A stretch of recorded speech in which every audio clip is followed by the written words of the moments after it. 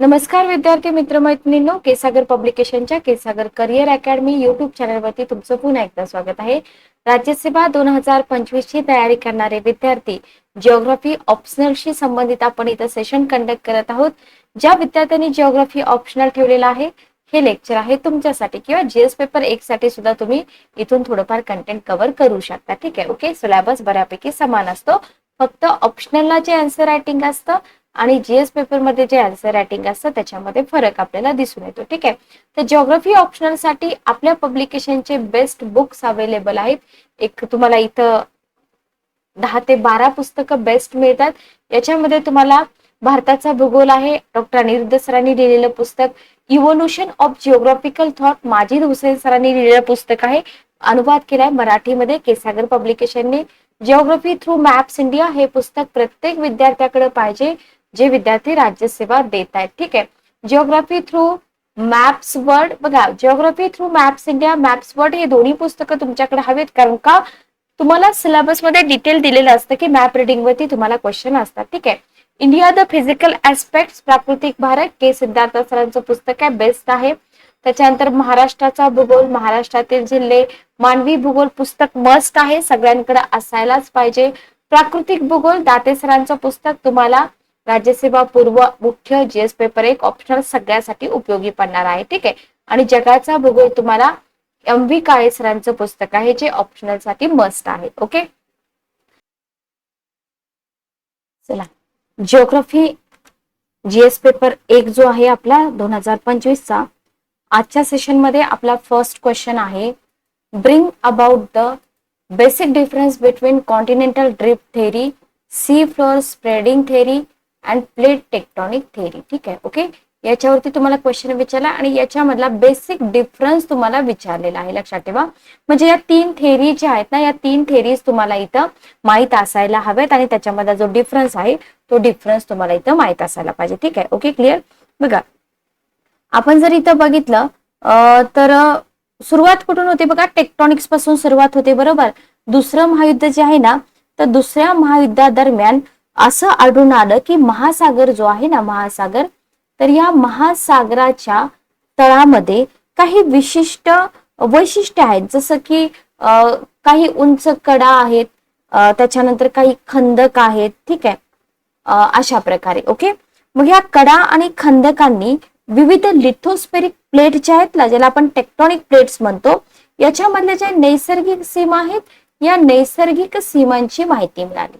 Okay, या नैसर्गिक सीमाची, हे तुम्हाला लिहायचं नाहीये, मी फक्त तुम्हाला पार्श्वभूमी सांगते. ओके, माहिती मिळाली. ठीक आहे, आणि या महत्वपूर्ण शोधामुळे काय झालं, भूगर्भशास्त्र जे आहे ना, त्याच्यामध्ये टेक्टॉनिक्सचं जे क्षेत्र आहे ना, ते टेक्टॉनिक्सचं क्षेत्र आलं. टेक्टॉनिक्सचं क्षेत्र भूगर्भशास्त्रामध्ये कसं आलं ते लक्षात ठेवा. मग टेक्टॉनिक्स म्हणजे काय, इथून आपल्याला माहित पाहिजे. टेक्टॉनिक्स म्हणजे काय, टेक्टॉनिक्स म्हणजे शक्ती आणि प्रक्रियांचा वैज्ञानिक अभ्यास आहे, लक्षात घ्या. ओके, शक्ती आणि प्रक्रिया म्हणजे लिथोस्फेरिक प्लेटची टक्कर, फोल्डिंग, फॉल्टिंग, ज्वालामुखी, हे सगळं याच्यामध्ये ते ज्या प्रक्रिया म्हणतो की नाही आपण, शक्ती आणि प्रक्रिया म्हणतो. शक्ती म्हणजे संवहन प्रवाह जो आहे आणि प्रक्रिया म्हणजे याच्यामध्ये फोल्डिंग, फॉल्टिंग, ज्वालामुखी. ओके, आणि वैज्ञानिक अभ्यास आहे जे पृथ्वीच्या कवचाची रचना आणि कालांतराने जी उत्क्रांती होणार आहे ना, त्याच्यावरती नियंत्रण ठेवतात. ठीक आहे, टेक्टॉनिक्स म्हणजे काय समजलं, तर टेक्टॉनिक्स म्हणजे आच्छादनातील संवहन प्रवाह, शक्ती, आणि प्रक्रिया म्हणजे लिथोस्फेरिक प्लेटची टक्कर, फोल्डिंग, फॉल्टिंग आणि ज्वालामुखी यांचा वैज्ञानिक अभ्यास आहे. ठीक आहे, आता हे मुळात जर आपण बघितलं तर लिथोस्फिअरच्या मोठ्या प्रमाणामध्ये विकृती निर्माण होते, बरोबर. म्हणजे विकृती निर्माण करणाऱ्या शक्ती समजून घेण्याबद्दल आहे. याच्यामध्ये ॲस्टोनिस्फिअरच्या वरचं कवच आणि वरचं आवरण जे आहे, तर हे आपल्याला इथं लक्षात ठेवावं लागेल. Okay, clear. आता इथं जर आपण बघितलं, माउंटन बिल्डिंग जे आहेत ना, या माउंटन बिल्डिंगशी संबंधित फोल्डिंग आणि फॉल्टिंगशी पण संबंधित आहे, किंवा क्रस्टच्या मोठ्या प्रमाणामध्ये हळूहळू वरच्या आणि खालच्या दिशेने होणाऱ्या हालचाली, ज्याला आपण एपिरोजेनिक हालचाली असं म्हणतो, किंवा क्रॅटॉन म्हणून ओळखल्या जाणाऱ्या खंडाच्या जुन्या कोरांची वाढ आणि वर्तन, तर हे सगळं कशामध्ये इन्क्लूड होतं, हे सॉरी, हे सगळं टेक्टॉनिक्स मध्ये इन्क्लूड होतं. ठीक आहे, ओके. तर मेन जो भाग आहे आपला, तर टेक्टॉनिक्स म्हणजे काय हे तुम्हाला माहित पाहिजे. क्वेश्चनचा आन्सर कशा पद्धतीने लिहायचं ते मी तुम्हाला सांगते, पण अगोदर हा पार्ट तुम्ही लक्षात घ्या. आता महत्वाच्या काही संकल्पना आहेत, ज्या संकल्पना टेक्टोनिक प्रक्रिया स्पष्ट करण्याचा प्रयत्न करतात. त्याच्यामध्ये आपल्याला सीटीडी आहे. सीटीडी म्हणजे कॉन्टिनेंटल ड्रिफ्ट थेरी. त्याच्यानंतर तुम्हाला SFST विचारलं जातं, याला आपण सी फ्लोअर स्प्रेडिंग थेरी असं म्हणतो. आणि PT म्हणजे प्लेट टेक्टॉनिक्स. ठीक आहे, ओके, लक्षात घ्या. त्याच्यानंतर तुम्हाला CCT पण आहे. CCT वरती पण तुम्हाला क्वेश्चन विचारला जाऊ शकतो. तर कॉन्टिनेंटल ड्रिफ्ट थेरी जी आहे ना, तर ती थेरी कोणी मांडली होती? वेगनर साहेबांनी मांडली होती 1920च्या दशकामध्ये. काही ठिकाणी तुम्हाला थोडस हे दशक म्हणजे 1920, 1900 समथिंग 22 वगैरे असं देऊ शकतात, 1922 मध्ये वगैरे. ठीक आहे, मग इथं तुम्हाला लक्षात काय ठेवायचं आहे? आन्सर मध्ये तुम्हाला यातले 250 शब्दामध्ये लिहायचंय. काय लक्षात ठेवायचं आपल्याला? त्यांनी आपल्याला काही पार्श्वभूमी विचारली का? नाही, त्यांनी आपल्याला फक्त बेसिक डिफरन्स विचारलेला आहे. ओके, बेसिक डिफरन्स विचारलाय. ठीक आहे, तर हा बेसिक डिफरन्स आपल्याला माहित पाहिजे. 250 शब्दाची मर्यादा आहे. याच्यासाठी तुम्हाला प्रॅक्टिस पाहिजे की 250 शब्द म्हणजे किती पेजेस होतात, लक्षात ठेवा. आणि त्याच्यामध्ये आपल्याला जो महत्वाचा भाग आहे ना, तो इथे इन्क्लूड झाला पाहिजे. Okay, clear. चला, तर मग आन्सर रायटिंग आपण कसं स्टार्ट करणार? तुमचा दृष्टिकोन असा असला पाहिजे, तुम्हाला वेगवेगळ्या सिद्धांताचा परिचय करून द्यायचा आहे. ओके, आणि उत्तर तुम्हाला स्टार्ट करायचं आहे. Continental drift theory, sea floor spreading theory, याच्यामध्ये फरकांची तुम्हाला चर्चा करायची आहे. सी फ्लोअर स्प्रेडिंग सिद्धांत आणि प्लेट टेक्टॉनिक सिद्धांत याच्यातील फरकाचं विश्लेषण करायचं आहे. आणि जे कीवर्ड्स तुम्हाला क्वेश्चन मध्ये दिले त्याच्यानुसार तुम्हाला काय करायचं आहे? निष्कर्ष काढायचे आहे. ठीक आहे, ओके, चला. तर continental drift, sea floor spreading आणि प्लेट टेक्टॉनिक्स याच्यामधला मूलभूत फरक काय आहे? तर महाद्वीपीय प्रवाह सिद्धांत 20व्या शतकाच्या सुरुवातीला अल्फ्रेड वेगनर साहेबांनी मांडला. काय सुचवतो हा सिद्धांत? महाद्वीप एकेकाळी पॅन्जिया नावाच्या महाखंडाचा भाग होता. ठीक आहे, ओके. कॉन्टिनेंटल ड्रिफ्ट थेरीनुसार एक मोठा भूभाग अस्तित्वात होता, त्याला त्यांनी पॅन्जिया असं म्हटलं, जे एका मोठ्या महासागराने व्यापलं होतं, ज्याला पॅन्थालासा असं म्हटलेलं आहे. ठीक आहे, पॅन्थालासा असं म्हटलेलं आहे. ओके, मग इथं टेथिस नावाच्या समुद्रानं पॅन्जियाला 2 विशाल भूभागामध्ये विभागलं. उत्तरेला लॉरेन्शिया, टेथिसच्या दक्षिणेला गोंडवाला लँड वगैरे. हे सगळं आपण प्रियमपर्यंत वाचलेलं असतं. ठीक आहे, ओके. म्हणजे सुमारे 200 दशलक्ष वर्षापूर्वी जेव्हा मिसोझोइक युग असेल, ट्रायसिक कालखंड असेल, लेट ट्रायसिक युग असेल, तर 200 दशलक्ष वर्षापूर्वी प्रवाह सुरू झाला आणि जे खंड होते ते खंडित होऊ लागले आणि एकमेकांपासून दूर होऊ लागले. ठीक आहे, म्हणजे इथं तुम्हाला खंडीय विस्थापनाच्या प्रक्रियेचा परिणाम म्हणून काय झाला? हे भूभाग त्यांच्या सध्याच्या स्थितीपासून वेगळे झाले. वेगनर साहेबांनी पुराव्यासह त्यांच्या गृहीतकाचं समर्थन पण केलंय. तुम्हाला एव्हिडन्स वरती प्रिलियमला क्वेश्चन आला होता, जसं की महासागराने विभक्त केलेल्या खंडावरील जीवाश्म आणि खडकांची रचना. ठीक आहे, आणि सुरुवातीला काय झालं? या सिद्धांतावरती शंका घेतली, पण या सिद्धांताने प्लेट टेक्टॉनिक्स मध्ये नंतरचा जो विकास आहे त्याचा पाया घातलेला आपण इथं नाकारू शकत नाही. Okay, clear. आता इथं वेगनर साहेबांचा जो सिद्धांत आहे इथं संपत नाही, आपल्या आन्सर मध्ये इतकंच लिहायचं आहे, लक्षात घ्या. पण वेगनर साहेबांच्या म्हणण्यानुसार खंडांचं जे वहन होतं ना, त्याच्या पाठीमागे 2 शक्ती असतात. एक असते गुरुत्वाकर्षण शक्ती, दुसरी असते पृथ्वीच्या गतीमुळे, भरतीच्या प्रवाहांमुळे जे पृथ्वी फिरते ना, ती शक्ती. ठीक आहे, ओके. मग वेगनर साहेबांनी सुचवलं की भरती ओहोटीची शक्ती ही पण एक महत्वाची भूमिका बजावते. ध्रुवीय पलायन शक्ती पृथ्वीच्या परिभ्रमणाशी संबंधित आहे. Okay, clear. तर हे सगळं आपल्याला जर स्पेसिफिक क्वेश्चन तुम्हाला यांच्या थेरीवरती आला तर तुम्ही तिथं लिहू शकता. Okay, clear. आणि कॉन्टिनेंटल ड्रिफ्टच्या समर्थनार्थ आपल्याला एव्हिडन्स विचारले होते, म्हणजे सीडीटीचे जर एव्हिडन्स आपल्याला विचारले तर बॉटनिकल एव्हिडन्स आहेत, प्लेसियर आहे, त्याच्यानंतर पोलर वँडरिंग आहे. ठीक आहे, डिस्ट्रीब्युशन ऑफ फॉसिल्स आहे. हे सगळं तुम्हाला प्रिलियमला विचारलेलं आहे, लक्षात आलं. आणि डायग्राम वगैरे काढायची झाली तर तुम्हाला इथं शक्यतो तर आताच्या क्वेश्चन मध्ये आपल्याला त्याची गरज नाही. क्लिअर. टीका पण आहे याच्यावरती. त्याच्यानंतर हे जे कॉन्टिनेंटल ड्रिफ्ट थेरी आहे याच्यावरती तुम्हाला टीका जरी लिहा म्हणून क्वेश्चन आला तरी आपण जेव्हा निष्कर्ष काढतो तेव्हा तिथं आपलं उत्तर कसं पाहिजे? बॅलन्स असलं पाहिजे. Okay, clear. चला, नेक्स्ट आपण पुढचे बघा. आता हे जे तुम्हाला इथं मी डायग्राम टाकलेले आहे ना, अशा प्रकारे एका चौकोनी बॉक्स मध्ये तुम्ही ही इमेज जी आहे ना ती किंवा डायग्राम काढू शकता. म्हणजे असं नाही की प्रपोर्शन मध्येच काढलं पाहिजे, थोडंफार अॅक्युरसी इथं असली पाहिजे. म्हणजे 225 मिलियन वर्षापूर्वी काय होतं, 150 मिलियन वर्षापूर्वी काय झालं, हा जो पॅन्जिया होता, हा पॅन्जिया, ठीक आहे, ओके. लॉरेशिया, गोंडवाना लँड याच्यामधले देश पण तुम्हाला विचारले जातात. त्याच्यात 100 मिलियन वर्षापूर्वी सिच्युएशन काय होती आणि सध्या आपल्या पृथ्वीची सिच्युएशन काय आहे, ठीक आहे, ओके, क्लिअर. चला नेक्स्ट बघा, नेक्स्ट आपल्याला समुद्राच्या तळाशी पसरण्याचा जो सिद्धांत आहे, ज्याला आपण सी फ्लोअर स्प्रेडिंग थेरी म्हणतो. तर सी फ्लोअर स्प्रेडिंग थेरी 1960 मध्ये हॅरी हेसने कॉन्टिनेंटल ड्रिफ्ट थेरीच्या निर्मितीनंतर विकसित केली. बघा, आपण सुरुवातीला कॉन्टिनेंटल ड्रिफ्ट का घेतली, एका सिक्वेन्सने घ्या. तर हॅरी हेस यांनी कॉन्टिनेंटल ड्रिफ्ट थेरीच्या निर्मितीनंतर विकसित केली होती. हा सिद्धांत काय प्रस्ताव देतो, म्हणजे तुम्हाला इथं काय करायचंय, सिद्धांत जो आहे ना, मूलभूत फरक तुम्हाला विचारलाय.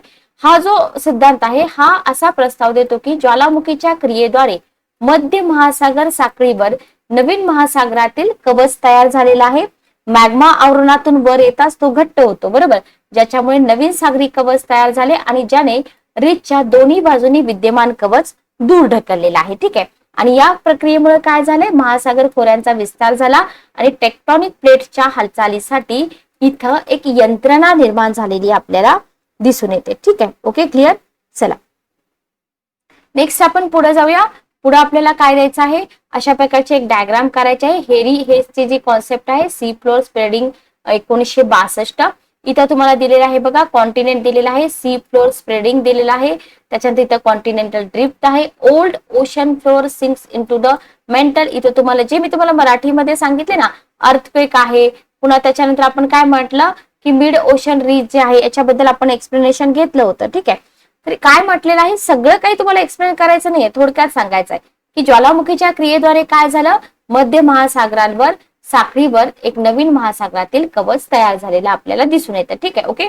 इथं तुम्हाला खाली कॉन्टिनेंट दिसत आहे, हा रायझिंग मॅग्मा दिसत आहे, इथं तुम्हाला मिड ओशन रीच दिसत आहे आणि अशा प्रकारे आपल्याला थोडक्यात त्यांची थेरी एक्सप्लेन करायची आहे, पण डायग्राम तुम्ही काढायला मस्त आहे. प्लेट टेक्टोनिक सिद्धांत हा सगळ्यांना माहित असतो, तुझो विल्सन यांनी प्रस्तावित केलेला एक सर्वसमावेशक सिद्धांत आहे, ज्याच्यामध्ये महाद्वीपीय प्रवाह आणि समुद्रतळ पसरणे म्हणजे सी फ्लोअर स्प्रेडिंग थेरी या दोन्हींचा समावेश होतो. 20व्या शतकाच्या उत्तरार्धामध्ये विविध भूवैज्ञानिक संकल्पनांना एकत्रित संरचनेत करून विकसित केले गेले आहे. आणि हा जो सिद्धांत आहे, हा सिद्धांत काय सांगतो, पृथ्वीचे लिथोस्फिअर अनेक कठोर प्लेट्स मध्ये विभागले जे अर्धद्रव एस्थोनोस्फिअर वरती तरंगतात, ठीक आहे. आणि या प्लेट्स त्यांच्या सीमेवर परस्पर संवाद करतात, म्हणजे एकमेकांना भेटतात किंवा टक्कर खातात, ठीक आहे, जे अभिसरण, भिन्न किंवा रूपांतरित होऊ शकतात. अभिसरण सीमामध्ये प्लेटची टक्कर आणि पृथक्करण यांचा समावेश होतो, तर रूपांतरित सीमामध्ये प्लेट्स एकमेकांच्या पुढे सरकतात, ओके. आणि प्लेट टेक्टॉनिक्स पृथ्वीच्या भूकवचाला आकार देणाऱ्या गतिमान प्रक्रियांची सर्वसमावेशक समज प्रदान करतात. भूकंप, ज्वालामुखी, क्रियाकलाप आणि पर्वतराजींची निर्मिती यासारख्या घटनांचं स्पष्टीकरण इथं दिलं जातं, ठीक आहे, ओके, क्लिअर. चला तर अशा प्रकारे तुम्हाला प्लेट टेक्टोनिक थेरीची ही थोडक्यात छोटीशी डायव्हर्जंट, कोव्हर्जंट आणि ट्रान्सफॉर्म प्लेट बाउंड्री ज्या आहेत ना, त्या तुम्हाला अशा काढून दाखवायच्या आहेत तिथं. आणि निष्कर्ष तुम्हाला यायचा आहे, continental drift theory, sea floor spreading theory आणि प्लेट टेक्टोनिक्स थेरी पृथ्वीच्या डायनामिक प्रक्रियांबद्दल आपली समज वाढवण्यात महत्वाची भूमिका बजावतात. महाद्वीपीय प्रवाहापासून प्लेट टेक्टोनिक्स पर्यंतची उत्क्रांती भूविज्ञानाच्या क्षेत्रातील वैज्ञानिक ज्ञानाच्या निरंतर परिष्करणाचं प्रतीक आहे. आता तुम्ही म्हणाल की मॅडम एवढी डिफिकल्ट लँग्वेज आम्हाला लिहावीच लागते का? बघा कसं असतं माहिती का, जितकं तुम्ही कंटेंट चांगलं लिहाल तितकं तुम्हाला मार्क्स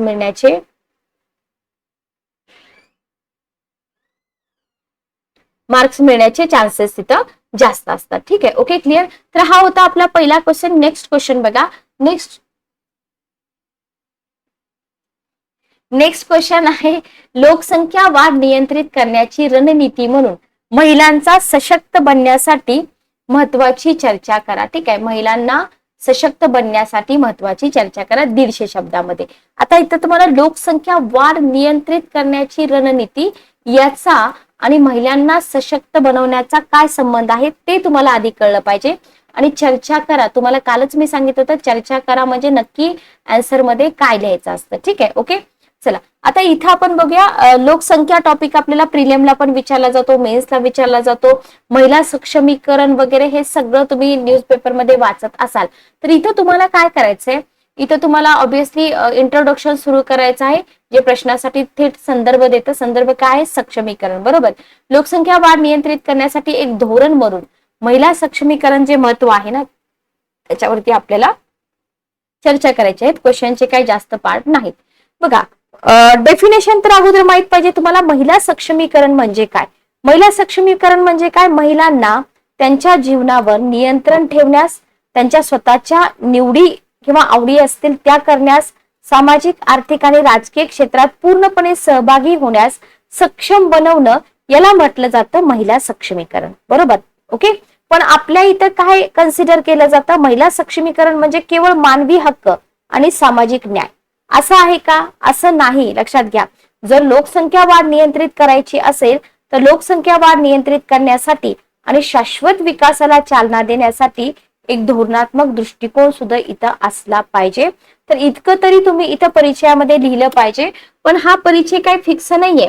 लक्षात घ्या. महिला सक्षमीकरणाबद्दल तुम्हाला अजून काही माहित असेल तरी पण तुम्ही लिहू शकता. ठीक आहे. ओके. म्हणजे महिला सक्षमीकरण म्हणजे काय तुमच्या दृष्टिकोनातून तरी तुम्ही लिहू शकता. लक्षात घ्या. किंवा तुम्ही असंही लिहू शकता की मानवी हक्कांविषयक अनेक आंतरराष्ट्रीय करारामध्ये मान्यता मिळून सुद्धा स्त्रिया निर्धन, निरक्षर राहण्याचे प्रमाण मोठे आहे वगैरे वगैरे. पण शक्यतो तर निगेटिव्ह थिंकिंग न स्टार्टिंग करू नका. महिला स्त्री सक्षमीकरण म्हणजे काय? कायदे आणि कल्याण कार्यक्रमाच्या माध्यमातून आर्थिक, सामाजिक, शैक्षणिक, राजकीय क्षेत्रामध्ये महिलांना पुरुषांच्या बरोबरीने हक्क आणि दर्जा प्रदान करून देणे, विकासासाठी संधी उपलब्ध करून देणे, स्त्री पुरुष असमानता नष्ट करणे, या प्रक्रियेला महिला सक्षमीकरण म्हणतात.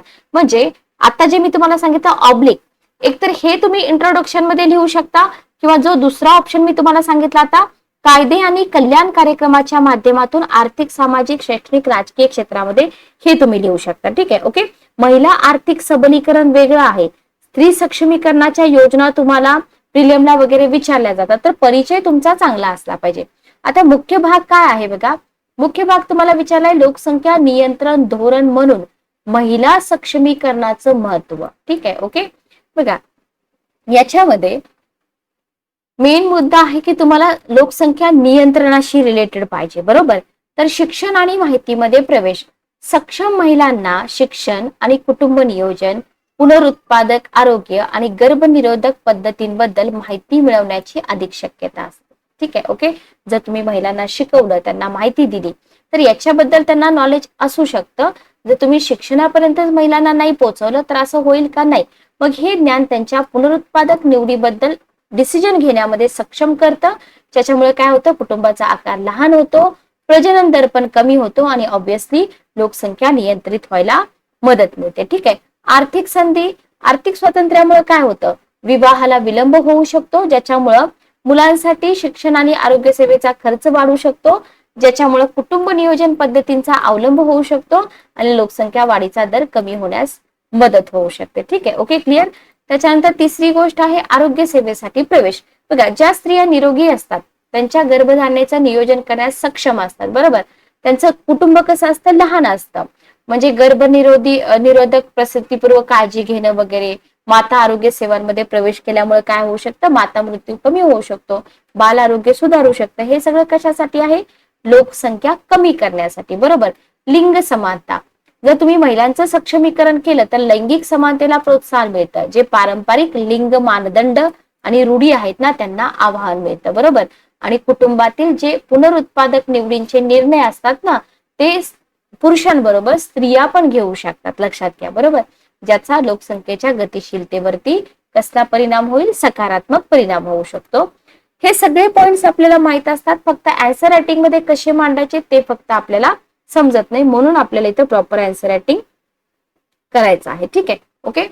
जेव्हा महिलांना राजकीय प्रक्रियामध्ये आणि सगळ्या स्तरावर निर्णय घेण्याचे अधिकार दिले जातात, तेव्हा ते प्रजनन अधिकार, कुटुंब नियोजन आणि महिलांच्या आरोग्यास समर्थन देणारी धोरणे आणि कार्यक्रमांना समर्थन देऊ शकतात. बघा, राजकीय प्रक्रियांमध्ये जर तुम्ही महिलांना अधिकार दिले तर महिला त्यांच्या हक्कासाठी लढू शकतात. बरोबर. म्हणजे जी धोरणे असतील, कार्यक्रम असतील, त्याच्यामध्ये त्या समर्थन देऊ शकतात.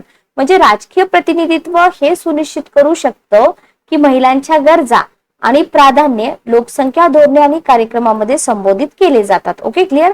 आता याच्यावर तुम्ही निष्कर्ष काय काढणार की जर महिला सक्षमीकरण झालं तर याचा पिढ्यानपिढ्या सकारात्मक प्रभाव पडतो. ज्या महिला शिक्षित आणि आर्थिकदृष्ट्या सक्षम आहेत त्यांच्या मुलांच्या शिक्षण आणि आरोग्यामध्ये त्या अधिक गुंतवणूक करतात, गरिबीचं चक्र तोडतात आणि दीर्घकालीन सामाजिक आर्थिक विकासामध्ये ते आपलं कॉन्ट्रीब्युशन देऊ शकतात. ठीक आहे. तर असा हा जो क्वेश्चन आहे ना, हा क्वेश्चन जनरल नॉलेज वरती बेस होता. म्हणजे लोकसंख्या वाढ नियंत्रित करायचे हा मुद्दा सोडा, तुम्हाला महिला सशक्तीकरणाबद्दल किती माहित आहे फक्त त्याचा संबंध तुम्हाला लोकसंख्या वाढीशी जोडायचा होता. बाकी इथं काहीच अवघड नव्हतं. बुलेट पॉइंट्स तुम्हाला लिहायचे होते. शिक्षण आणि माहिती असेल. म्हणजे नॉर्मली तुम्ही विचार करा ना की एक स्त्री आहे, एका स्त्रीला लोकसंख्या जी आपली वाढते त्याच्यामध्ये कॉन्ट्रीब्युशन द्यायचंय तर त्या स्त्रीला कोणतं नॉलेज असलं पाहिजे, तिला शिक्षण असलं पाहिजे, तिला कुटुंब नियोजनाची माहिती असली पाहिजे, तिला आर्थिक स्वातंत्र्य असलं पाहिजे किंवा लिंग समानतेमध्ये जर आपण इथं विचार केला तर डिसिजन जे घेतले जातात, उदाहरणार्थ एखादी स्त्री आहे तिला जबरदस्ती 4 किंवा 5 अपत्य होण्यासाठी भाग पाडलं जातं, मुलगा पाहिजे म्हणून, बरोबर. हे आपण बघतोय आपल्या महाराष्ट्रामध्ये का अख्ख्या भारतामध्ये बघतोय. तर हे जर इथं तुम्ही लिंग समानता, आरोग्य सेवेसाठी प्रवेश असेल, राजकीय सहभाग दिला तर काय होऊ शकतं, इथं प्रत्येक स्त्री आपल्या सामाजिक आणि आर्थिक विकासामध्ये योगदान देऊ शकते. ओके. नमस्कार विद्यार्थी मित्र मैत्रिणींनो. जिओग्राफी जीएस पेपर 1 मध्ये आपण जे आन्सर रायटिंग घेत आहोत त्याच्यामध्ये हा आपला पार्ट सेकंड आहे. चला तर आजचा क्वेश्चन आपण बघूया. क्वेश्चन काय आहे बघा. क्वेश्चन तुम्हाला दिलेला आहे, उत्तर भारतातील नद्या, उत्तर भारतातील नद्या द्वीपकल्पीय नद्यांपेक्षा वेगळ्या कशा आहेत 150 शब्दामध्ये लिहा. ठीक आहे. ओके. तर लक्षात घ्या इथे तुम्हाला डायरेक्ट काय म्हटलंय, उत्तर भारतातील नद्या आणि दक्षिण भारतातील द्वीपकल्पीय नद्या. ठीक आहे. तर याच्यामध्ये आपल्याला आता इंट्रोडक्शन एकदम शॉर्ट मध्ये लिहायचं आहे. एक्स्ट्रा इन्फॉर्मेशन मी तुम्हाला इथं देते. तर आपल्या मानवी इतिहासामध्ये ना नद्यांना मूलभूत महत्व आहे, बरोबर. नद्यांचं पाणी जे असतं ते मूलभूत नैसर्गिक सोर्स आहे, मानवी क्रियाकलापांसाठी आवश्यक आहे वगैरे वगैरे, किंवा शेती असेल, उपजीविकेचं प्रमुख साधन जे आहे आपलं त्याच्यासाठी नद्यांचं पाणी गरजेचं आहे. जर आपण इथं बघितलं तर भारतीय नदी प्रणाली जी आहे ना, आपल्या भारताची जी नदी प्रणाली आहे, भारतीय नदी प्रणाली. ठीक आहे. तर ही भारतीय नदी प्रणाली 2 प्रमुख गटामध्ये विभागली. हिमालयीन नद्या ज्याला आपण उत्तर भारतीय नद्या म्हणतो आणि द्वीपकल्पीय नद्या ज्याला आपण दक्षिण भारतीय नद्या म्हणतो. ठीक आहे. उत्तर भारतातील नद्या हिमालयीन नद्या म्हणून ओळखल्या जातात आणि उत्तरेकडील नद्या मुख्यत्वे हिमालय पर्वतातील लहान उपनद्यामधून येतात म्हणून त्यांना आपण हिमालयीन नद्या म्हणतो.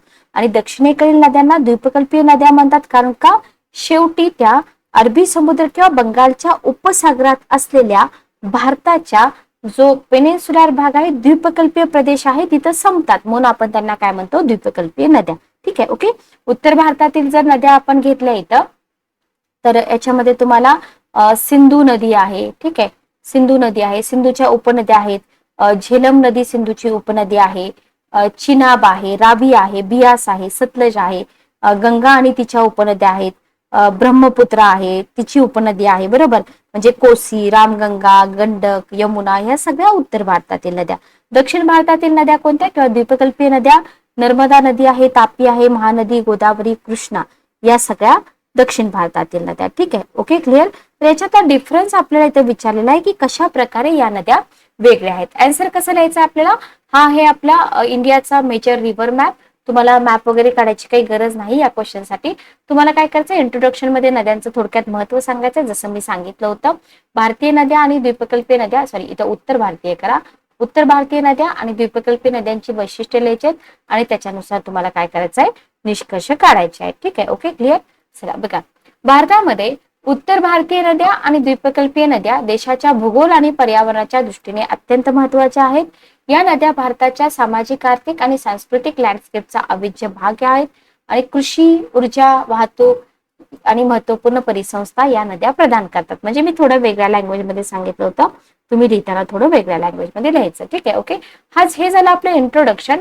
इंट्रोडक्शन नंतर डायरेक्ट तुम्ही एक असा चार्ट काढू शकता किंवा तुम्ही बुलेट पॉइंट्स मध्ये सुद्धा लिहू शकता किंवा तुम्ही काय करू शकता, फॉर एक्झाम्पल हे आपलं पेज आहे ना, तर इथं तुम्ही फर्स्ट नंबर टाका उत्तर भारतातील नद्या, सेकंड नंबरला तुम्ही लिहा द्वीपकल्पीय नद्या, असं लिहू शकता. त्यापेक्षा बेस्ट आहे की कंपॅरिझन करून लिहिणं, म्हणजे आन्सर चेक करणाऱ्याला पण ते सोपं जातं. विशेषता काय आहे बघा, विशेषता जर आपण इथं बघितली, आपल्याला डिफरन्सच विचारलाय की नाही. विशेषता इथं उत्तर भारतीय नद्या, इथं द्वीपकल्पीय नद्या. उत्पत्तीनुसार जर तुम्ही बघितलं तर उत्तर भारतातल्या नद्या मुख्यतः गंगा, यमुना, ब्रह्मपुत्रा, त्यांच्या उपनद्या यांसारख्या हिमालय पर्वतातून उगम पावतात, बरोबर. पण द्वीपकल्पीय नद्या गोदावरी, कृष्णा, कावेरी, महानदी या द्वीपकल्पीय पठारावरनं उगम पावतात. ओके, डिफरन्स मिळाला. प्रवाह कसा आहे, जर तुम्ही प्रवाहाचा विचार केला तर या नद्या पर्वतीय भागामध्ये उगम पावतात, त्याच्यामुळे त्यांना तीव्र उतार असतो आणि त्या वेगानं वाहतात. ठीक आहे. द्वीपकल्पीय नद्या कशा असतात, तुलनेनं सौम्य ग्रेडियंट असतात. ठीक आहे. परिणामी प्रवाह कसा असतो, मंद असतो. टोपोग्राफी जर तुम्ही बघितली तर मैदानातून वाहत असताना अनेकदा काय करतात, खोल दऱ्या तयार करतात, रुंद दऱ्या तयार करतात. द्वीपकल्पीय नद्या रुंद दऱ्या तयार करतात. आता इथं खोल दऱ्या का म्हटलंय, कारण या नद्या तीव्र उतार आणि वेगवान आहेत, पर्वतावरून खाली येत आहेत, बरोबर. या ज्या दऱ्या आहेत पठारावरून, सॉरी, या नद्या पठारावरून वाहतात, रुंद दऱ्या तयार करतात आणि मैदानी भागामध्ये या काय करतात, नागमोडी वळणाचे नमुने दाखवतात. ठीक आहे. प्रवाह जर तुम्ही बघितला हंगामी बदलांसह या बारमाही आहेत, कारण का पर्वती भाग आहे, पाऊस भरपूर असतो. इथं मात्र मान्सूनवर अवलंबून असतात द्वीपकल्पीय नद्या.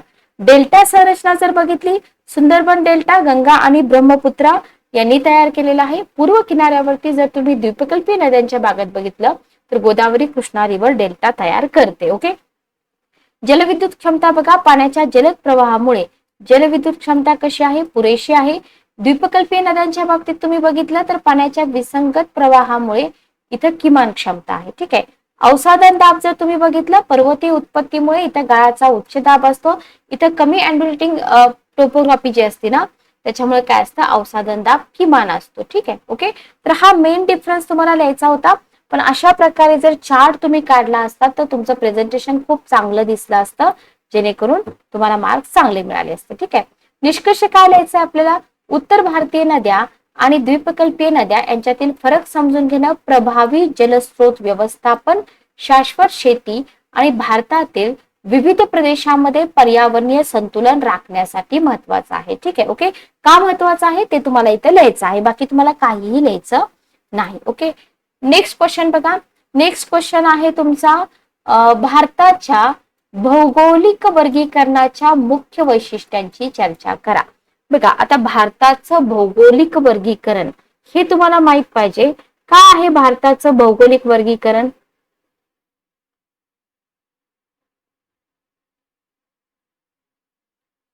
तर याची माहिती आपल्याला पाहिजे. ठीक आहे. ओके. भौगोलिक, जैव भौगोलिक वर्गीकरण असं नाही म्हटलेलं आहे, इथं भौगोलिक वर्गीकरण म्हटलेलं आहे. ठीक आहे. बघूया आपण. बघा, इथं तुम्हाला काय करायचंय, प्रश्नाचा संदर्भ लक्षात घ्यायचा आहे. भारतातील भौगोलिक प्रदेश तुम्हाला माहित, वर्गीकरण म्हणजे काय हो, भौगोलिक प्रदेश माहित पाहिजे आपल्याला, बरोबर. भारताचं भौगोलिक वर्गीकरण उत्तर भारतीय प्रदेश, गंगा ब्रह्मपुत्रा मैदान असेल, हेच आपल्याला माहित पाहिजे. बाकी काय असतं भौगोलिक वर्गीकरण म्हणजे, बरोबर. किंवा भारताची भौगोलिक स्थिती आपण वाचतो, तेच तुम्हाला क्वेश्चन मध्ये वेगळ्या पद्धतीने दिलेले आहे. लक्षात आलं. म्हणजे भारताचं भौगोलिक वर्गीकरण तुम्ही करताना, म्हणजे भौगोलिक दृष्टिकोनातून जर वर्गीकरण केलं तर किती भाग आहेत, 4 भाग आहेत, बरोबर. 4 भाग केले जातात. त्याच्यामध्ये उत्तरेकडील पर्वतरांगा, सेकंड आहे उत्तरेकडील विस्तीर्ण मैदान, त्याच्यानंतर थर्ड आहे द्वीपकल्पीय पठार,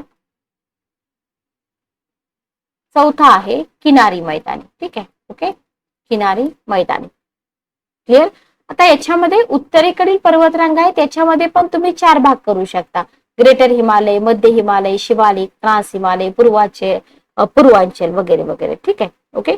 तर इतकं तर इथं आपल्याला नाही करायचं आहे. आपल्याला इथं काय करायचं आहे, आपल्याला क्वेश्चन काय विचारलाय, 250 शब्दामध्ये विचारलाय, भौगोलिक वर्गीकरणाची वैशिष्ट्ये सांगा म्हटलंय. ठीक आहे, बघा परिचयमध्ये तुम्ही काय लिहिणार, एखाद्या क्षेत्राचा भूगोल हा त्याची रचना, प्रक्रिया आणि विकासाच्या टप्प्याचा परिणाम असतो. बरोबर, एखाद्या क्षेत्राचा भूगोल कशाचा परिणाम असतो, तिथली क्षेत्राची रचना कशी आहे, प्रक्रिया कशी आहे, विकासाचे टप्पे कसे आहेत त्याच्यावरती. ठीक आहे, आणि भारताची जी जमीन आहे भौतिक वैशिष्ट्ये, स्थलाकृती आणि भूस्वरूपांच्या बाबतीत कशी आहे, वैविध्यपूर्ण आहे. ठीक आहे, म्हणजे सगळीकडेच तुम्हाला पर्वतरांगा दिसतात का, नाही. तर भारतातील प्रमुख भौगोलिक प्रदेश कोणते आहेत, उत्तर आणि उत्तर पूर्व पर्वतीय प्रदेश. मी अगोदर तुम्हाला बुलेट पॉइंट सांगते. उत्तरेकडील मैदाने, द्वीपकल्पीय पठार जे मी आता तुम्हाला सांगितले तेच. ठीक आहे, द्वीपकल्पीय पठारामध्ये तुम्ही 3 गट करू शकता. त्याच्यानंतर तुम्ही भारतीय वाळवंट, त्याच्यानंतर तटीय मैदान करायचं, तटीय मैदान. Okay, clear. आणि एवढाच भाग तुम्हाला लिहायचा आहे, बेटे असतील आणि मग निष्कर्ष लिहायचा आहे. बाकी तुम्ही याच्यामध्ये हिमालय पर्वताबद्दल वगैरे काही लिहित बसू नका, कारण 250 मार्कासाठी क्वेश्चन आहे, सॉरी 250 शब्दांसाठी क्वेश्चन आहे. उत्तर आणि उत्तर पूर्व हिमालय याच्यामध्ये तुम्ही काय लिहिणार, सॉरी उत्तर पूर्व पर्वत याच्यामध्ये तुम्ही लिहिणार हिमालय आणि ईशान्येकडील टेकड्या ज्याला आपण पूर्वांचल म्हणतो यांचा समावेश होतो. माउंट एव्हरेस्टचं जगातील सर्वोच्च शिखर इथं आहेत. हे भारतीय आणि युरेशियन टेक्टोनिक प्लेट्सच्या टक्करीमुळे तयार झालेले आहे. तरुण आणि गतिशील पर्वत श्रेणी आहे. हिमनद्या, म्हणजे इथलं सगळं तुम्हाला सांगता आलं पाहिजे की बाबा इथं नद्या कशा आहेत, वनस्पती जीवन कसलं आहे. बरोबर, आणि भारतीय उपमहाद्वीप आणि मध्य आणि पूर्व आशियाई देशामध्ये एक मजबूत लांब भिंतीप्रमाणे हिमालय किंवा उत्तर आणि उत्तर पूर्व पर्वत श्रेणी काम करते. ठीक आहे, ओके. नेक्स्ट बघा, उत्तरेकडील मैदाने. याच्यामध्ये तुम्ही काय सांगणार की हिमालयाच्या कुठल्या साईडला पसरलेला आहे, दक्षिणेला पसरलेला आहे. ठीक आहे, ओके. हिमालयाच्या दक्षिणेकडे पसरले. उत्तरेकडील ग्रेट प्लेन असं म्हटलं जातं याला. पंजाब, हरियाणा, युपी, राजस्थानचा ईशान भाग, दिल्ली, त्याच्यानंतर मध्य प्रदेश, पश्चिम बंगाल असेल. दक्षिणेकडील राज्यामध्ये 2400 किलोमीटर लांब आहे. पूर्वेकडून पश्चिमेकडे अंदाजे 3200 किलोमीटर पसरलेली आहे. ठीक आहे, नद्यांची काय म्हणू शकतो, मैदानांची निर्मिती कशी झाली, हिमालय आणि द्वीपकल्पीय पठारामधून उगम पावणाऱ्या नद्यांमुळे. Okay, clear. इथं तुम्हाला 3 प्रमुख प्रदेश मिळतात, भाबर, तराई आणि जलोढ मैदाने. ठीक आहे, खादर, भांगर, भाबर, तराई हे सगळं तुम्हाला इथं मिळतं.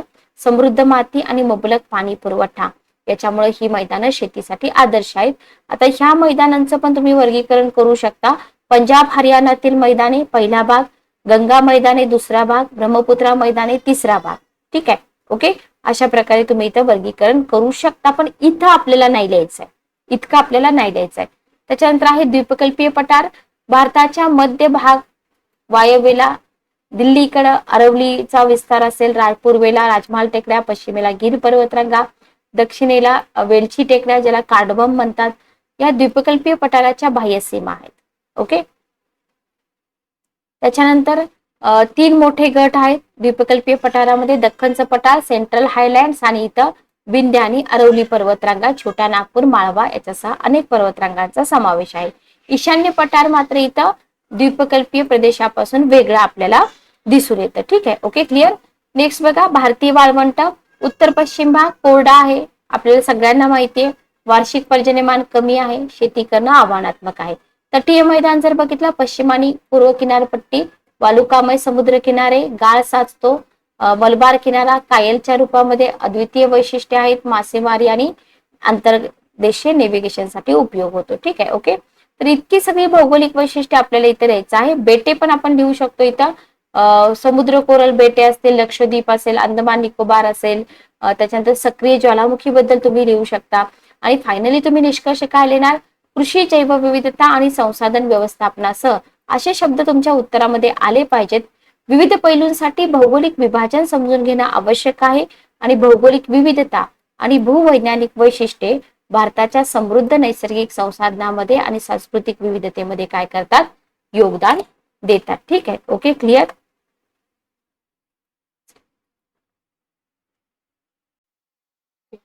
तर आजचा आपला क्वेश्चन काय आहे बघा. क्वेश्चन आहे जीएस पेपर 1 मधला.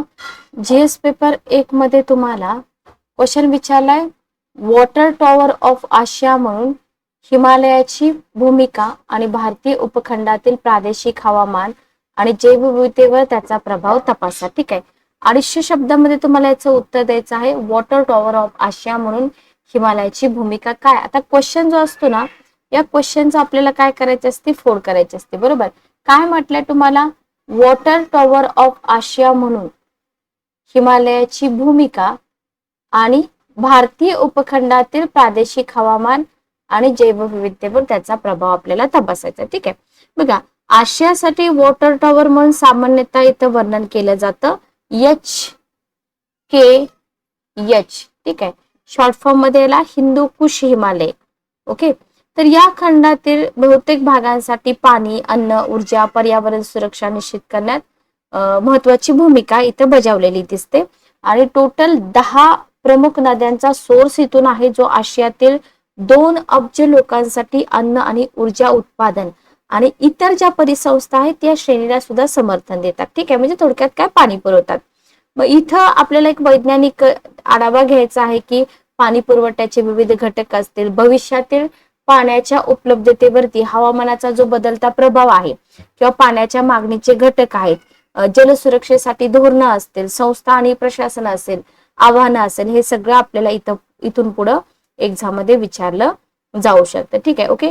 आता सध्या तरी आपल्याला क्वेश्चन काय विचारला त्या क्वेश्चन वरती फोकस करा.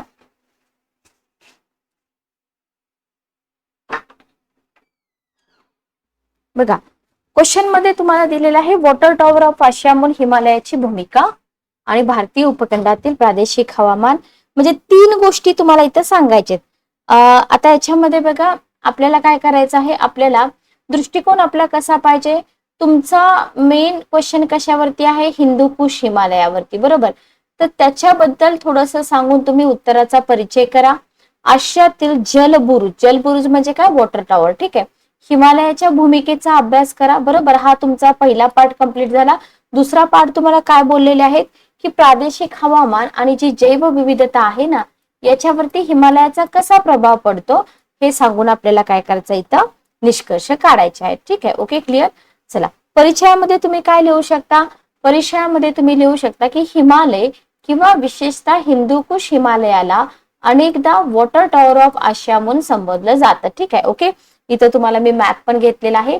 येलो कलरचा जो रिजन तुम्हाला दिसतोय, हा जो रिजन आहे ना, याला मी आउटलाईन करते. हा जो येलो कलरचा रिजन आहे, हा रिजन आहे हिंदुकुश हिमालया रिजन. ठीक आहे. कोणता रिजन आहे, हिंदुकुश हिमालया रिजन. आणि हा लाईट ग्रीन कलर दिलेला आहे, मेजर रिव्हर बेसिन आहे तिथं. तर इथं तुम्हाला आपल्याला इथं इंडस बेसिन आहे, गंगेचं बेसिन आहे, आपल्या भारताशी रिलेटेड जर बघितलं तर जे भारतीय उपखंडातील प्रादेशिक हवामान आणि जैवविविधतेला हे जे वॉटर टॉवर ऑफ आशिया आहे ना, हे आपल्या भारतीय उपखंडामधील प्रादेशिक हवामान आणि जी जैवविविधता आहे त्याला आकार देण्यामध्ये खूप मोठी महत्वाची भूमिका बजावतं. कारण का, बाहेरील बर्फ आणि बर्फाच्या सर्वात मोठ्या खंडापैकी ते आहे. बरोबर. आर्क्टिक, अंटार्क्टिका याचा उल्लेख तुम्ही इथं करू शकता. मग तुम्ही म्हणाल मॅडम हा जो मॅप आहे ना छोटासा, हा पण काढायचा का. रफ मॅप तुम्ही काढू शकता, डेफिनेटली काढू शकता, उलट खूप चांगलंच आहे. जर काढलं तर तुम्हाला एक्स्ट्रा मार्क इथं पे होतात. Okay, clear. चला, नेक्स्ट बघा. आता पहिल्यांदा तुम्हाला काय सांगायचंय, आशियातील वॉटर टॉवर म्हणून हिमालयाची भूमिका कशी आहे. बरोबर. वॉटर टॉवर म्हणून भूमिका कशी आहे. बघा, हिमनदी आहे, तर हिमनदी जलाशय आणि पाणी सोडणे. म्हणजे इथं जर आपण बघितलं तर हिमनदी आणि बर्फ वितळणे असंही तुम्ही लिहू शकता की या प्रदेशातील प्रवाहाचे महत्वाचे घटक आहेत.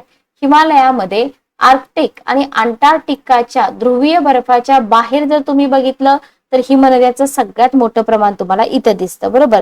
म्हणजे हिमनदी आणि बर्फाच्या साठ्यांची जी उंची आहे इथं तुम्हाला खूप जास्त दिसते. याच्यामध्ये तुम्ही काय लिहू शकता, हिवाळ्यातील बर्फवृष्टी असेल, गंगोत्री ग्लेशियर आहे, किंवा कोरड्या उन्हाळ्यामध्ये वितळलेलं पाणी आहे, सिंधू, गंगा, ब्रह्मपुत्रा यांच्यासारख्या प्रमुख नद्यांना अन्न पुरवणाऱ्या ज्या ह्या हिमनद्या आहेत ना, ह्या विशाल नैसर्गिक जलाशय म्हणून काम करतात. Okay, clear. आणि हे आपल्या भारतीय उपखंडाशी रिलेटेड तुम्हाला मुद्दे लिहायला सांगितले त्यांनी. बरोबर. म्हणजे भारतीय उपखंडातील लाखो लोकांसाठी गोड्या पाण्याचं काम करतो हिमालय किंवा हिमालयामधील ग्लेशियर. आणि कंटिन्युअस सोर्स आहे हा, असं नाही की फक्त पावसाळ्यातच आहे, कंटिन्युअस सोर्स आहे. ठीक आहे. त्याच्यानंतर आहे विविध परिसंस्थांना आधार देतं. हिमालयाने ज्या बारमाही नद्या आहेत की नाही, तर या बारमाही नद्या पारिस्थितिक तंत्राच्या या विशाल जाळ्याचं पोषण करतात नद्या काय करतात, बारमाही असतात, सुपीक मैदाने निर्माण करतात. इंडो गँगेटिक प्लॅन असेल किंवा आंध्र प्रदेश असेल, सुंदरबन, खारफुटीची जंगले वगैरे, ह्या सगळ्या जीवन रेखा आहेत, लक्षात घ्या. आणि म्हणजे वनस्पती आणि प्राणी आहेत ना, यांच्या समृद्धतेसाठी हे वॉटर टॉवर म्हणून हिमालयाची भूमिका खूप महत्वाची आहे. ठीक आहे, ओके. आता नेक्स्ट पार्ट आपल्या क्वेश्चनचा काय आहे बघा. नेक्स्ट पार्ट आहे आपल्या क्वेश्चनचा, प्रादेशिक हवामान आणि जैवविविधतेवर हिमालयाचा कसा प्रभाव पडतो.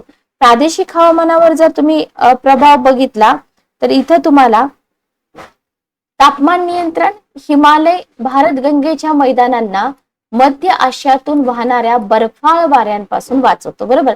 त्याच्यामुळे काय होतं, भारतीय उपखंडामध्ये जे अत्यंत थंड तापमान निर्माण होणार आहे त्याला प्रतिबंध होतो.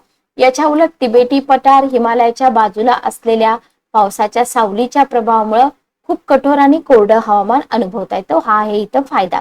नेक्स्ट आहे मान्सूनची निर्मिती. भारतीय मान्सून प्रणालीच्या निर्मितीमध्ये पण हिमालयाची भूमिका खूप महत्वाची आहे. कारण का, जे आर्द्रतेने भरलेले वारे आहेत ते तिथं वाढण्यास भाग पडतात, ज्याच्यामुळे उपखंडाच्या दक्षिणेकडील उतारावर जोरदार पर्जन्यवृष्टी झालेली आपल्याला इथं दिसून येतं. म्हणजे हिमनदी आणि बर्फ वितळणं याच्याशिवाय पण खूप सारे महत्वाचे घटक इथं आपल्याला दिसून येतात. त्याच्यानंतर बघा, हंगामी घटना शेतीसाठी महत्वपूर्ण पाऊस आहे. मान्सूनची निर्मिती म्हणजे परिसंस्था टिकवून ठेवते. वेस्टर्न डिस्टर्बन्स जो आहे ना, वेस्टर्न डिस्टर्बन्स, तर या वेस्टर्न डिस्टर्बन्समुळे आता इथे बघा, हिवाळ्यामध्ये पश्चिम हिमालयामध्ये वेस्टर्न डिस्टर्बन्समुळे पाऊस पडतो, बरोबर. ज्याच्यामुळे उत्तर भारत, पाकिस्तान आणि अफगाणिस्तानच्या भागामध्ये पर्जन्यावरती परिणाम होतो. Okay, clear. त्याच्यानंतर स्थानिकृत हवामान घटना जर तुम्ही बघितल्या, हिमालयामध्ये खोल दऱ्या आहेत, घाटांसह जटिल स्थलाकृती आहेत. हे सगळं काय होतं, हिमालयामुळे तयार होतं, बरोबर. दरीतील वारे असतील, पर्वत लाटा असतील, फॉन वारे असतील, किंवा आसाम मधलं ब्रह्मपुत्रा खोरे आहे, काश्मीर खोरे आहे. इथं पर्वत रंगाच्या प्रभावामुळे काय होतं, भिन्न अशा प्रकारची सूक्ष्म हवामान स्थिती निर्माण होते. ठीक आहे. जैवविविधतेवर काय परिणाम होतो, सिंपल आहे बघा. हिमालयामध्ये उष्णकटिबंधीय तराई प्रदेशापासून अल्पाईन पर्यंत विविध परिसंस्था आणि प्रजातींना आधार देणारी उच्च श्रेणीच्या क्षेत्रांची विस्तृत श्रेणी प्रदर्शित करते. ठीक आहे. नेपाळ आणि सिक्कीमच्या मध्य टेकड्यामधील रोडोडेंड्रॉन जंगल असतील, काश्मीरमधील गुलमर्गचं अल्पाईन कुरण असेल, लडाखचं थंड वाळवंट असेल, हे अद्वितीय अधिवासांची उदाहरणं आहेत. तर हे तुम्ही जैवविविधतेशी रिलेटेड लिहू शकता. स्थानिक प्रजाती जर बघितलं, ताहर आहे, गोल्डन लंगूर आहे, पिग्मी हॉग आहे, निवासस्थान आहे, बरोबर. स्थलांतरित मार्ग बघितलं तर डेमो इसेल क्रेन यांसारख्या प्रजातींसाठी एक स्थलांतरित मार्ग आहे. हे तुम्हाला लिहिता आलं पाहिजे. पण कांचनजंगा बायोस्फिअर रिझर्व हे स्थलांतरित पाणपक्ष्यासाठी महत्वाचे थांबे आहे. आणि निष्कर्ष काय लिहाल मग तुम्ही, हिमालय ही केवळ एक भव्य पर्वत श्रेणी नाही, तर ती भारतीय उपखंडाची जीवनवाहिनी आहे, आशियातील प्राथमिक जलस्रोत आहे, हवामान नियामक आणि अतुलनीय जैवविविधतेचं केंद्र म्हणून ती काम करते. म्हणजे आपण हिमालयाला फक्त एक पर्वत म्हणून बघतो, तर तसं नाहीये. या प्रतिष्ठित नैसर्गिक संपत्तीचं जतन करणं केवळ तिच्या सौंदर्यासाठी नाही, तर संपूर्ण प्रदेशाचा हिमालयाचं जतन करणं फक्त एक नैसर्गिक संपत्ती आहे म्हणून नाही, तर आपल्या संपूर्ण प्रदेशाचा शाश्वत विकास आणि लवचिकता सुनिश्चित करण्यासाठी सुद्धा आवश्यक आहे. तर अशा प्रकारचे क्वेश्चन असतात. पण HKH बद्दल तुम्ही अजून खूप सारी माहिती इथं घेऊ शकता. अफगाणिस्तान, बांगलादेश, भूतान, चीन, म्यानमार, नेपाळ, त्याच्यानंतर तुम्हाला उपप्रदेशाचा समावेश असेल, बरोबर, पाण्याचा वापर असेल, बरेच पॉइंट इथून निघतात. सांगा, भेटूया नेक्स्ट सेशन मध्ये. Good day, take care. नमस्कार विद्यार्थी मित्र मैत्रिणींनो. राज्यसेवा पूर्व परीक्षा जिओग्राफी हा जो आपला भाग आहे, याच्यामध्ये तुम्हाला पूर्वीचे 2017 पासूनचे जर क्वेश्चन पेपर तुम्ही काढून बघितले, 2017 पासून आतापर्यंतचे पेपर, तर तुम्हाला क्लायमेटोलॉजी मध्ये हवामानशास्त्र, ज्याला मराठीमध्ये आपण म्हणतो हवामानशास्त्र, याच्यामध्ये तुम्हाला मान्सून मेकॅनिझम सोबतच एल निनो आणि ला निना ह्या ज्या कंडिशन आहेत ना, या कंडिशन विचारल्या जातात. ठीक आहे.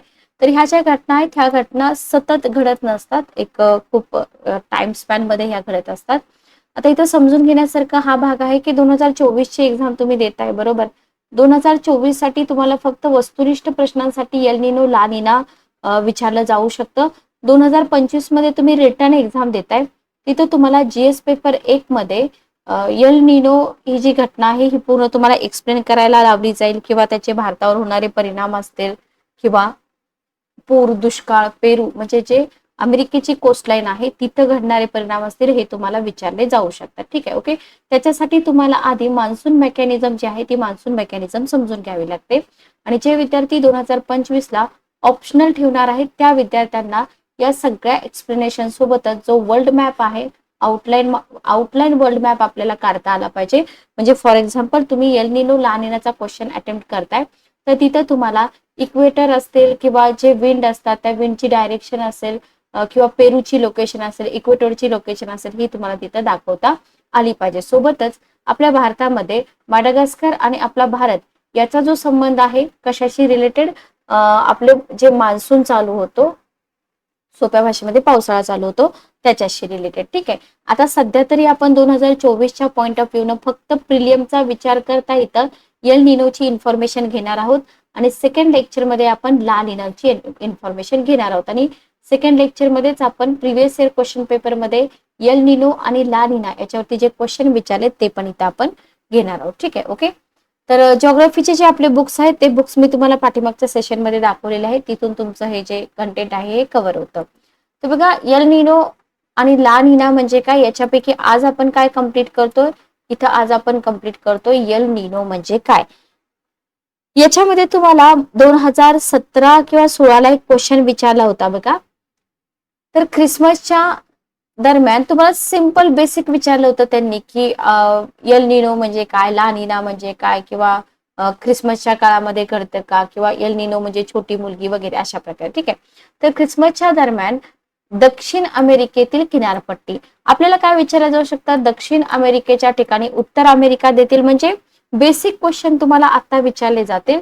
तर दक्षिण अमेरिकेची जी किनारपट्टी आहे या किनारपट्टी भागामध्ये पॅसिफिक ओशन म्हणजे प्रशांत महासागराच्या पाण्याचं तापमान जे आहे ते नेहमीपेक्षा अचानक वाढतं. ठीक आहे, ओके. म्हणजे रेग्युलर कंडिशन काय असते आणि यल निनो कंडिशन काय असते बघा. तर यल निनो कंडिशन मध्ये काय होतं की जे दक्षिण अमेरिका आहे या दक्षिण अमेरिकेच्या किनारपट्टी भागातील जे पाण्याचं तापमान आहे ते अचानक वाढतं. ठीक आहे, मग हा जो हवामान बदल होतो ना याच हवामान बदलाला यल निनो असं म्हटलं जातं.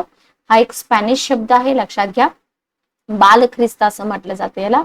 तरी काय होतं, मग काही काळापर्यंत समुद्राच्या पाण्याची होणारी जी तापमान वाढ आहे ना ती पृथ्वीवरील हवामान बदलाला कारणीभूत ठरते. म्हणजे स्पेसिफिक पिरियड साठी ही जी तापमानातली वाढ होते त्याच्यामुळे सुद्धा पृथ्वीवरचं जे हवामान आहे ते बदललं जातं.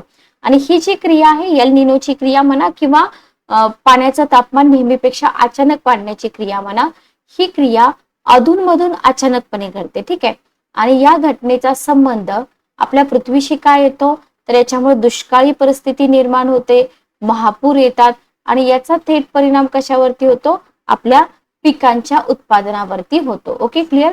तर अशा प्रकारचे हे जे परिणाम आहेत हे तुम्हाला इथे विचारले जातात. पण हे जे आता आपण शिकतो हे फक्त बेसिक आहे. जीएस पेपर एक आन्सर रायटिंग आणि जिओग्राफी ऑप्शनल आन्सर रायटिंग साठी तुम्हाला मान्सून मेकॅनिझम आधी शिकावं लागतं. ठीक आहे, नेक्स्ट पॉइंट बघा, उष्ण कटिबंधातील प्रशांत महासागराच्या पूर्वेकडील भागातील. तर उष्ण कटिबंध म्हणजे काय, समशीतोष्ण कटिबंध म्हणजे काय, म्हणजे क्लायमेट झोन जे आहेत हे क्लायमेट झोन मी तुम्हाला आन्सर रायटिंग मध्ये घेतले होते. तर उष्ण कटिबंध आपला भारत कोणत्या कटिबंधामध्ये येतो तेही मी तुम्हाला सांगितलं होतं.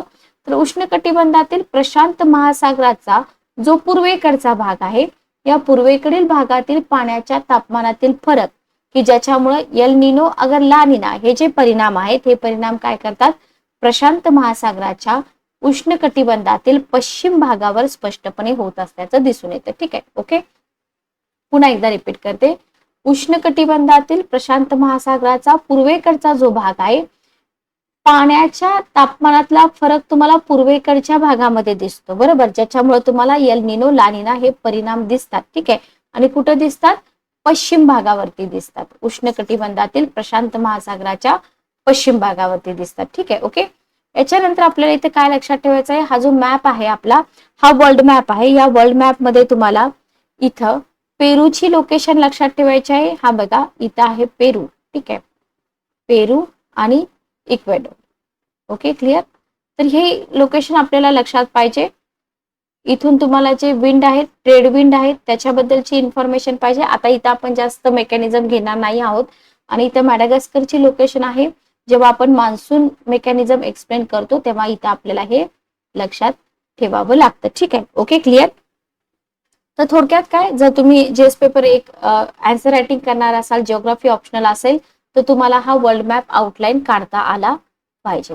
नेक्स्ट बघा, नेक्स्ट तुम्हाला इथं एल निनो कंडिशन दिलेली आहे. आता एल निनो कंडिशन मध्ये काय होतं माहिती का, इथं तुम्हाला हे जे वॉर्म वॉटर मुवमेंट दिसत आहे ना, तर या वॉर्म वॉटर मुवमेंटमुळे इथं जे फिशिंग व्यवसाय चालतो कुठं, पेरू आणि इक्वेडोर या ठिकाणी, तर याला मोठा फटका बसतो. थोडक्यात मी सांगते, इथं तुम्हाला जास्त सांगत नाही. तर इथं ही जी वॉर्म वॉटर मुवमेंट आहे, ही वॉर्म वॉटर मुवमेंट कंप्लीट तुम्हाला एक्सप्लेन करावी लागते आन्सर रायटिंग मध्ये. ठीक आहे, आता राज्यसेवा पूर्व परीक्षेसाठी तुम्हाला इतकं काही इथं एक्सप्लेन करायची गरज नाही. Okay, clear. चला पुढचं कंटेंट आपण बघूया. एल निनोचा प्रभाव काय होतो.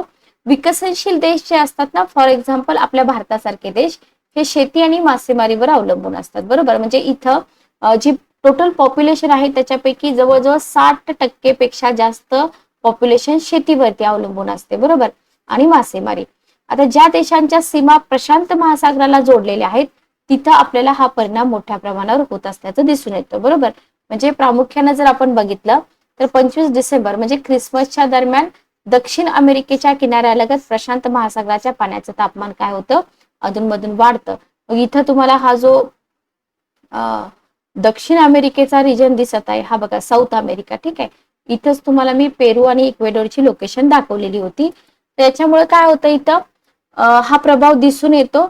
आता याचं जर थोडंसं पार्श्वभूमी इतिहास तुम्ही बघितला तर 1950 पासून जर 2012 पर्यंत तुम्ही बघितले, जे 62 वर्ष होते, या 62 वर्षातला जो कालावधी आहे ना, तर पहिल्या अर्ध्या भागातील अभ्यासावरून काय लक्षात येतं की तेव्हा एल निनो या घटकाचा प्रभाव नव्हता. लक्षात घ्या, कधीपर्यंत, 2012चा जो 62 वर्षाचा कालावधी आहे. पण जो उत्तरार्ध आपण म्हणतो की नाही, म्हणजे पाठीमागचे 31 वर्ष धरा, तर इथे एल निनोचा परिणाम 7 वेळा दिसून आलेला आहे. म्हणजे 31 वर्षामध्ये 7 वेळा. ठीक आहे, म्हणजे दर 5 वर्षाला तुम्ही धरू शकता अशा प्रकारे. तर उत्तरार्धातील 31 वर्षापैकी 15 वर्षात म्हणजे गेल्या 15 ते 17 वर्षात 3 वेळा एल निनोचे जे प्रभाव आहेत ते जगभर जाणवलेले आहेत आणि याच्यामुळेच काय झालेलं आहे, दुष्काळाचा सामना करावा लागला. म्हणजे दुष्काळाचं एक मेन रिझन काय आहे, एल निनो. ठीक आहे, ओके, क्लिअर. नेक्स्ट बघा, एल निनो एपिसोड म्हणजे काय, तर इथं पूर्व मध्य उष्ण कटिबंधातील प्रशांत महासागर जो आहे ना, या महासागराचं सरासरीने 0.5 अंश सेल्सिअस ना तापमान वाढतं. बरोबर, आपल्याला वाटतं 0.5 अंश सेल्सिअस म्हणजे खूप कमी आहे, पण हे सुद्धा जास्त असतं आणि हे एल निनोच्या काळामध्ये दिसून येतं. लक्षात घ्या. आणि अशा प्रकारे प्रशांत महासागराच्या पाण्याचं तापमान वाढण्याचे जे प्रकार आहेत ते किती वर्षांनी, 2 ते 7 वर्ष, म्हणजे मॅक्झिमम आपण इथं सरासरी आपण काढली मग अशी 5 वर्षाची. ओके, मग प्रशांत महासागराच्या पाण्याचे जर तापमान वाढण्याचा कालावधी जो आहे, ही जी कंडिशन असते टेम्पररी असते की नाही, मग 7 ते 9 महिने ही कंडिशन चालू शकते, त्याला एल निनो असं म्हणतो.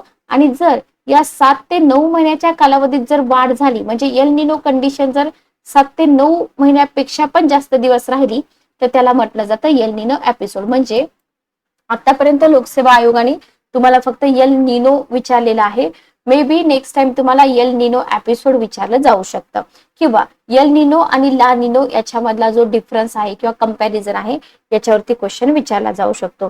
मग जेव्हा एल निनो एपिसोड होतो, म्हणजे 7 ते 9 महिन्यापेक्षा पण जास्त ही कंडिशन राहती, अशा वेळी काय होतं, अशा वेळी लागोपाठ दुष्काळ येतो. लक्षात घ्या. बरोबर, म्हणजे हे सगळे नैसर्गिक बदल आहेत, त्याला शास्त्रीय आधार पण आहे. आणि दक्षिण अमेरिकेच्या प्रशांत महासागराच्या किनारपट्टीलगतचं पाण्याचं तापमान थंड असणं, त्याच्यामुळे काय होतं, एल निनो परिणाम जाणवतात आणि प्रशांत महासागराचे दक्षिण अमेरिकेच्या किनाऱ्यालगतच्या पाण्याच्या पृष्ठभागाचे तापमान बराच काळ थंड राहण्यानं याला एल निनो एपिसोड असं म्हटलं जातं. ठीक आहे, ओके, क्लिअर. तर एल निनो एपिसोड लक्षात ठेवा, क्वेश्चन येऊ शकतो तुम्हाला याच्यावरती. आता 2014 मध्ये जी सिच्युएशन झाली होती ना एल निनोची, तर त्याच्याबद्दल इथं थोडी इन्फॉर्मेशन आपण घेतलेली आहे. तर इथं बघा, सतत 3 महिने एल निनोचा जो प्रभाव आहे, म्हणजे 0.5 अंश सेल्सिअसने इथं आपल्याला तापमान वाढलेलं दिसून आलं होतं. आणि सध्याचं म्हणजे 2014च्या या कंडिशन मध्ये हे झालेलं होतं. इतकं काही डिटेलमध्ये विचारणार नाही, पण तुम्हाला ना सर्वात उष्ण वर्ष वगैरे विचारलेलं आहे बरोबर. म्हणजे 1998 सर्वात उष्ण वर्ष एक नोंदवलेलं आहे. त्याच्यानंतर 2014-15 हे चिंताजनक वर्ष नोंदवलेलं होतं बरोबर. कारण का त्या वर्षी एल निनोचा प्रभाव जो होता तो खूप स्ट्रॉंग होता बरोबर. आणि इथं एल निनो एपिसोड दिसणार होता कारण 9 महिन्यापेक्षा पण जास्त एल निनो टिकणार होता. ओके. आणि त्याच्यामुळे कॅलिफोर्नियामध्ये अतिवृष्टी वगैरे किंवा अरिझोना राज्यामध्ये अतिवृष्टी, थंडी, ऑस्ट्रेलिया, मध्य अमेरिकेमध्ये दुष्काळ हे सांगितलेलं होतं. ठीक आहे. याच्यानंतर तुम्हाला जीके म्हणून काही इन्फॉर्मेशन विचारली जाऊ शकते. 57, 58, 65, 66, 72, 73, 82, 83, 87, 88, 97, 98 एल निनो प्रभावी असणारी वर्ष होती. ठीक आहे. आणि जरी प्रिलियमला नाही विचारलं तरी आन्सर रायटिंग मध्ये तुम्ही हे लिहू शकता. एल निनोची लक्षणं काय असतात बघा. एल निनो मध्ये काय होतं, हिंदी महासागराच्या पाण्याचा जो पृष्ठभाग आहे ना, तसेच इंडोनेशिया आणि ऑस्ट्रेलियावरील हवेचा जो दाब आहे तिथं वाढ होते. मध्य पूर्व प्रशांत महासागराच्या भागावरील हवेचा दाब कमी होतो. दक्षिण प्रशांत महासागराच्या भागातील ट्रेड विंड्स मी तुम्हाला सांगितलं मगाशी, म्हणजेच विषुववृत्तीय भागातून वाहणारे वारे कसे असतात, कमकुवत असतात. ठीक आहे. आणि त्यांची दिशा पूर्वेकडे असणे. आणि हे जे वारे वाहतात ना हे कमकुवत असल्यामुळे काय होतं, जे पाठीमागे मी तुम्हाला डायरेक्शन दाखवलेली होती त्या डायरेक्शन मध्ये चेंज होतो. मग पेरू देशाच्या जवळ गरम हवा वर जाते. त्याचा परिणाम काय होतो, उत्तरेकडील पेरुवियन दुष्काळी भागामध्ये पाऊस होतो. ठीक आहे. त्याच्यामुळं पूर वगैरे पण येतात. आणि पश्चिम प्रशांत महासागरातील, हिंदी महासागरातील उष्ण पाण्याचे प्रवाह पूर्व प्रशांत महासागराकडे पसरतात. Okay, clear. तर ह्यालाच म्हणतात मेकॅनिझम, पण ही फार शॉर्ट मध्ये दिली आहे तुम्हाला प्रिलियम पुरती. मग याचा परिणाम काय होतो, प्रशांत महासागराजवळ दुष्काळ आणि कोरड्या पूर्व प्रशांत महासागराच्या भागात पाऊस होतो. म्हणजे पेरूच्या जवळची जी किनारपट्टी आहे तिथे पाऊस होतो. आणि पूर्वेकडील उष्ण कटिबंधावरील आणि पश्चिम प्रशांत महासागराच्या पाण्यावरील हवेच्या दाबातला जो फरक आहे किंवा जो वाऱ्याच्या दिशेमध्ये बदल होतो यालाच आपण एल निनो म्हणतो. ठीक आहे. त्याची ताकद जी आहे सदर्न ऑसिलेशन इंडेक्स याच्याद्वारे मोजली जाते. आणि पृष्ठभागावरील हवेच्या दाबातला जो फरक आहे तो आता हे कशामध्ये मोजला जातो हे स्किप करा, फक्त सदर्न ऑसिलेशन इंडेक्स लक्षात ठेवलं तरी चालेल. आता इथे काय होतं बघा, सरासरीपेक्षा कमी हवेचा दाब आणि डार्विन येते सरासरीपेक्षा अधिक हवेचा दाब. ठीक आहे. तर याच्यावरती एल निनोचा एपिसोड ठरवता येतो. पृष्ठभागाचं तापमान वाढतं. कमी दाबाचं क्षेत्र म्हणजे टेम्परेचर आणि प्रेशर मध्ये रिलेशन आपल्याला माहिती आहे. तर जिथं पृष्ठभागाचं तापमान कमी होतं तिथं हवेचा दाब वाढत असतो. आणि उष्ण कटिबंधातील पूर्व मध्य प्रशांत महासागरात सातत्याने पाण्याच्या पृष्ठभागाचं तापमान वाढण्याने काय होतं, त्याला एल निनोसाठी प्रभावी वातावरण निर्मिती होते. म्हणून आपण काय म्हणतो, प्रशांत महासागराकडून वाहणारं जे वारं आहे, जे ट्रेड विंड्स असतात त्याचा वेग कमी होतो. आणि त्याचा परिणाम काय होतो, उत्तर भारतातील ऑस्ट्रेलियामध्ये पाऊस पडतो. ठीक आहे. आणि आपल्या भारत असेल, स्वीडन, श्रीलंका, ऑस्ट्रेलिया, बांगलादेश, पाकिस्तान या सगळ्या देशावरती त्याचा परिणाम झालेला आपल्याला इथं दिसून येतो. आता स्पेसिफिक तुम्हाला आपल्या भारतावर होणारे जे परिणाम आहेत ते जर विचारले तर इथं तुम्हाला 97-98 मध्ये जर विचार केला किंवा 97-98 ची तुलना जर केली तर इथं दुष्काळ नव्हता भारतामध्ये, लक्षात ठेवा. भारतामध्ये इथं दुष्काळ नव्हता. ओके. मग काय होतं, भारतीय हवामान विभागाने यावर्षी एल निनोचे परिणाम 60% दिसतील असं सांगितलं होतं. ठीक आहे. म्हणजे दुष्काळ नव्हता तर कमी पाऊस होता, म्हणजे अजिबातच पाऊस असा नव्हता, कमी पाऊस होता किंवा सरासरीच्या 95% होता. ठीक आहे. आणि त्याचा परिणाम ऊस, कापूस, तेलबिया आणि भात पिकावरती जाणवलेला दिसून येतो. ठीक आहे. 2002 मध्ये प्रभावी एल निनो दिसून आला. 2004 मध्ये जो एल निनो होता भारतात 12% सरासरीपेक्षा पाऊस कमी झाला. 2009 मध्ये एल निनोमुळे सरासरी 21% पाऊस कमी झाला, लक्षात घ्या. आणि 12 मध्ये 8% पाऊस कमी झाला. महाराष्ट्रामध्ये कमी पाऊस जो होता तो जून आणि जुलै महिन्यामध्ये. नोव्हेंबर महिन्यात प्रशांत महासागर पृष्ठभागाचं तापमान वाढल्याचं दिसून आलं. आणि परिणामी आपल्या भारतामध्ये काय होतं माहिती का, फक्त पाऊस कमी होतो. लक्षात ठेवा, फक्त पाऊस कमी होतो ही गोष्ट छोटी नाहीये, खूप मोठी आहे. Okay, clear. तर अशा प्रकारे आपल्याला एल निनोची सिच्युएशन इथं दिलेली आहे. फक्त प्रिलियम पुरती हे कॉन्सेप्ट मी तुम्हाला समजावून सांगितले, बाकी मेन्स पॉइंट ऑफ व्ह्यू न किंवा जीएस पेपर एक ऑप्शनलच्या दृष्टीनं एवढी इन्फॉर्मेशन सफिशियंट नाहीये, याच्यापेक्षा खूप जास्त इन्फॉर्मेशन आपल्याला तिथं द्यावी लागते. तर ला नीना कंडिशन जी आहे ती आपण नेक्स्ट सेशन मध्ये बघूया. भेटूया नेक्स्ट सेशन मध्ये. Good day, take care.